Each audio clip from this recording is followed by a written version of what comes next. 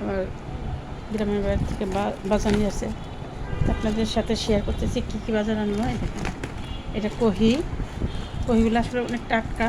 ওরা গ্রামে বিক্রি করে গেলে পানি দেয় না, আর আমাদের ঢাকায় এরা পানি দিয়ে একদম ইয়ে করে রেখে দেয়।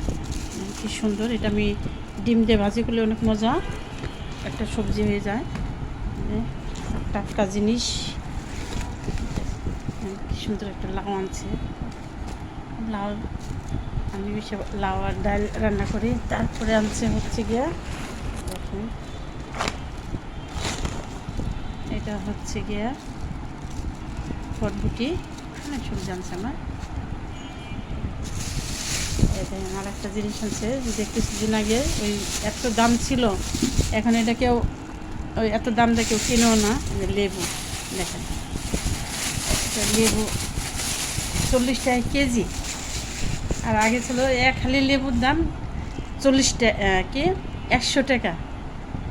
আমাদের দেশের পাবলিকরা এইরকমই, কারণ যখন যেটা কোনো অকেশন আসলে দাম বাড়াই দেয়।